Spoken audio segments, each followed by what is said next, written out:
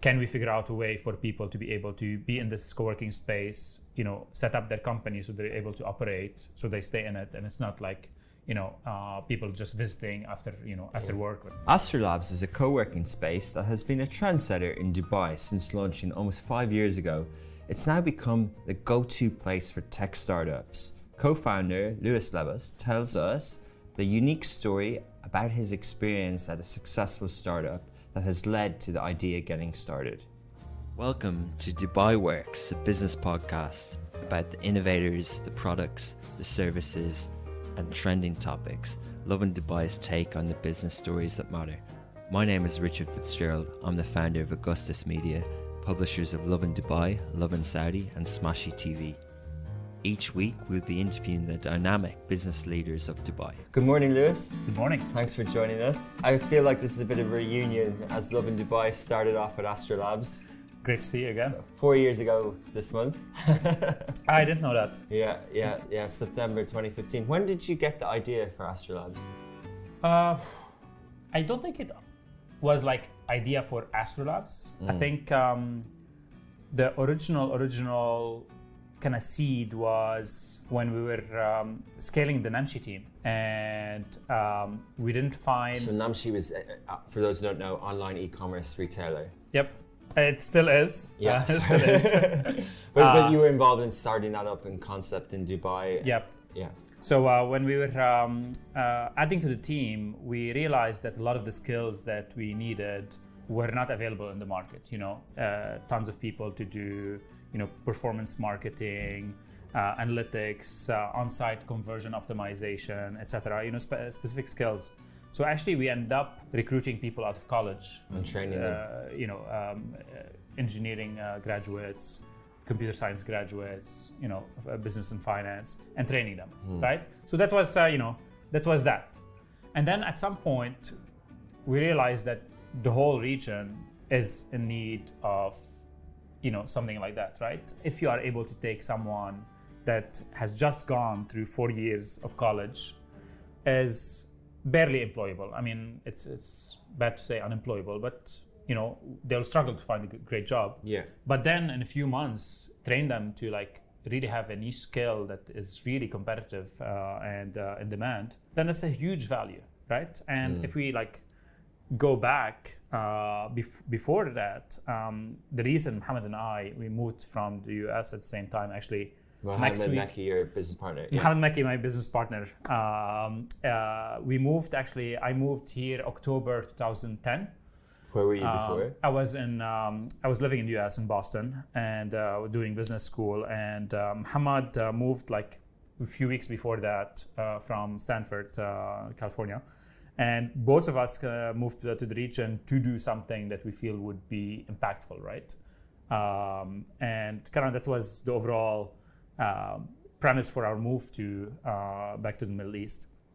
So in any case, that kind of idea started germinating in our head, and we were thinking about doing our next move. We were like, there must be a play that we can do on capability building across the region.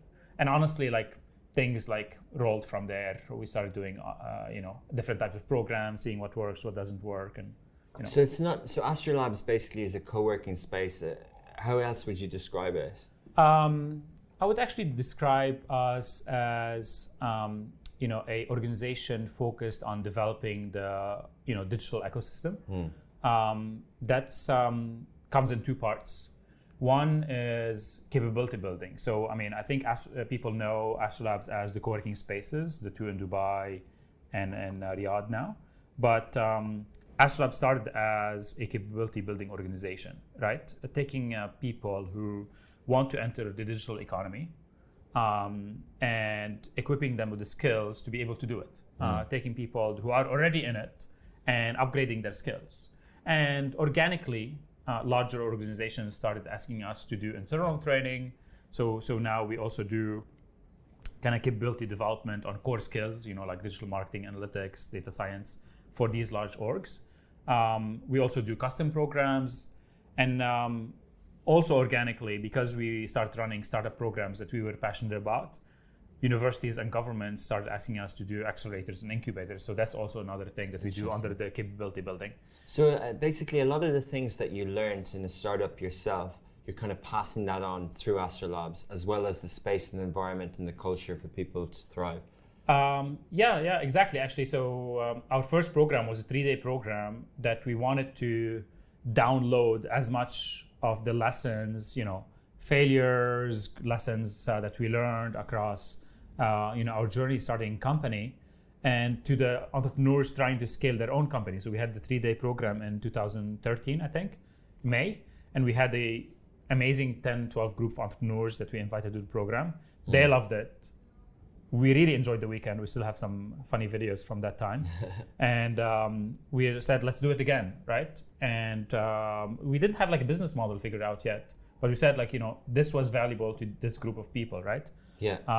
And let's do it again, and let's do it again. And then from there we iterated and we started doing more, of the normal training. And eventually, organically stumbled into the co-working space. It was like never like the plan. But two things happened. One is we didn't feel there was actually like a home to the tech entrepreneurs in Dubai. A community of space. Yeah, a community of supportive people that they'll come. There's like, events that are interesting events. You can meet some people that can help you. Can meet people that can, be, customers or suppliers, this type of stuff. Like a positive environment besides kind of like the commercial components. And we have seen it in many other cities, and we were like wondering why it hasn't happened. And there were a few components that we felt are needed besides kind of like just having like a nice co-working space.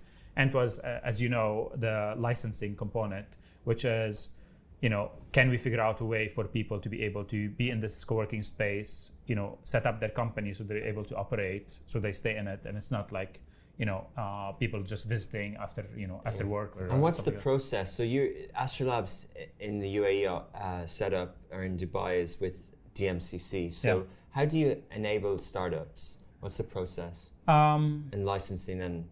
So okay, I'll talk about a couple of different things here. So one element is for an entrepreneur that might be leaving their job in Dubai and starting from scratch, you're able to come to Astrolabs, and we focus on digital and tech companies. I should mention that. You're able to come. You're able to apply. We just want to check that people are like serious about it. It's not people just wanting to register a company for the sake of it, but people serious about wanting to start a real company. Because that's important, that not let anyone into the community, that they're kind of that they're serious. I guess. I mean, the filter is quite simple. We just want people who are serious and people who are nice, as in like they want to learn from others and they want to contribute to the community. Nice. And that started with a few people actually down here. Almas Tower. From this studio here we can see Almas Tower. We had like a temporary place with like some IKEA chairs and IKEA tables. I remember, I think a lady called Kim interviewed or vetted me in that room. Oh, really? At the start, Vim, sorry. Vim. And actually the printers from my place and one printer from Hamad's house, we brought them in, and some IKEA furniture. But basically like that was a group of like 5-10 entrepreneurs. Yeah. I don't know if you know Tahir Alami. No. He's still an entrepreneur with us, but he's like from the first batch that have stayed. The team at Fresha actually used to work down here as well. And are they still there as well? They're still part of that. I mean, they're now a very big company. You heard they just raised like $20 or more million. Wow. And they have offices all over the world now. I think they moved the headquarters to London. Okay. But some of their team is still with us, and the founders used to be with us a few months ago. But anyway, the point is, I think we digressed a bit, is you can arrive, find a supportive community, you can register your company, and you just pay the monthly fee, and then as you scale your team, you add more seats, more memberships to your team. You something happens, you lose a contract or an account, you can like go back down and not worry about anything else, right? I think that was one of the key benefits that we found at the start, and I think people will have a rough understanding of how, I guess, the co-working space model works. Without, kind of going into point of differences of the various offerings, what's your view on kind of global trends on co-working? We hear about a lot of kind of conversation about WeWork and, what's your view globally and how is that impacting Dubai? I think, there's more remote workers, there's more, startups, all of this stuff. I think in general, it is a growing industry. It might not be as growing as fast as people have sold it to their investors. So I think, I remember, seeing WeWork, at 1.5 billion valuation, all of the stuff, and thinking that made sense. It is a huge opportunity out there. Yeah. But then when it exploded up, this doesn't make any sense, right? The valuation is way ahead of the core, value and the revenue and the business model. So I think overall, regardless of what happens with WeWork, if that's what the question is about, I think it's a growing movement. Yeah. And people want to work with other people. People are working in smaller companies, but they don't want to be isolated, middle of nowhere. Yeah. Well, we see WeWork associated with co-working, but there's also, as you mentioned, remote workers. There's companies that are listed, such as Upwork and Fiverr, and companies like that. That's the whole ecosystem. What you're saying is growing. Yeah. I think because the overall costs of starting a company, there are some people that have a one-person company, profitable, doing, it's a very specific niche service. It's like a SaaS offering and this type of stuff, or consulting across, Zoom or Skype or whatever you want, from their co-working space in Bali to companies in San Francisco, right?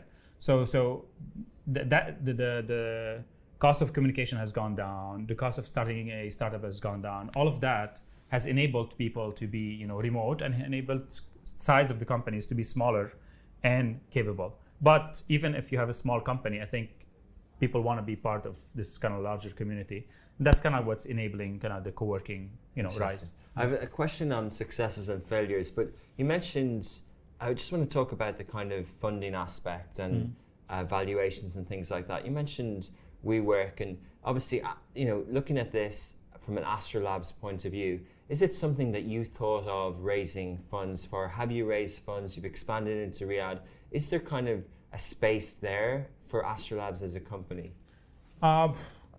We've thought about raising funds in the past. The nice thing is, if you're careful about kind of your costs, if you're smart about kind of creating products that people want, then the funders of your company are your customers, right? So that's why, The founders are your customers. The funders. Funders, yeah, sorry. The people who are funding the company are the customers, right? Yeah. They're giving you money for your services, and you use the profit of. So just real business, traditional business exactly. model. I think if you follow what's happening also in the Valley, this is becoming a bigger movement.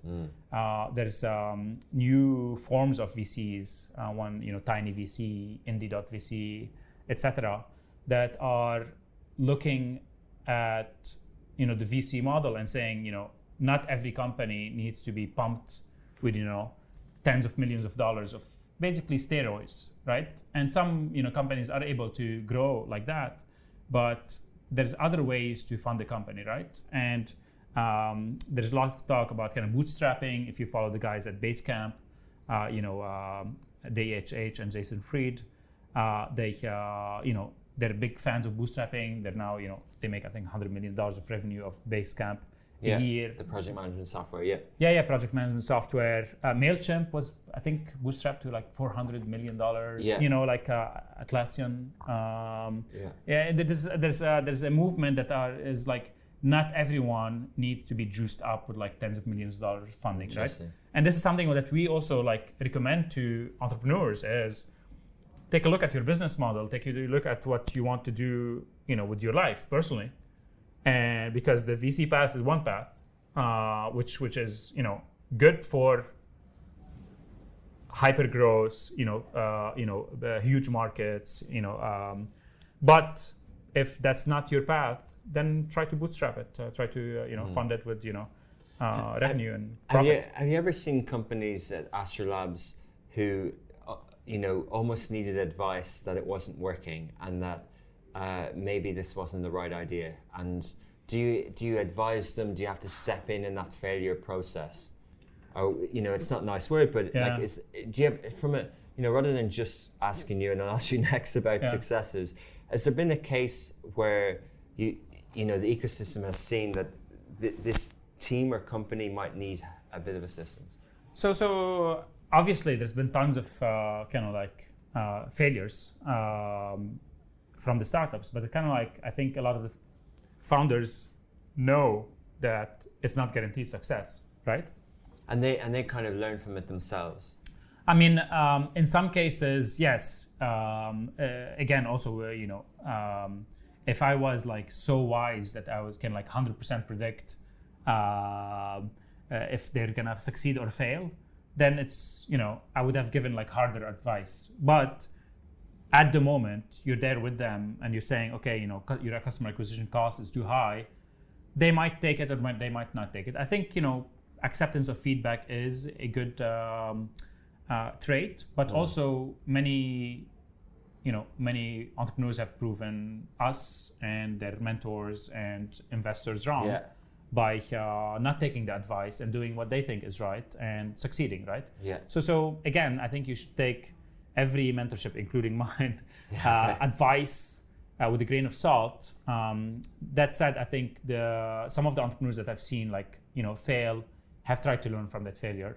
And some of them, do I guess stand back in the job market because Dubai is expensive and rents need to be paid. But some of them I hear again I'm thinking about the next venture and this is what I learned from the past one. Interesting. Yeah. So you mentioned Fetcher and kind of growing out of Astrolabs, and you guys do a really good job with us as well as keeping people part of the alumni and ecosystem.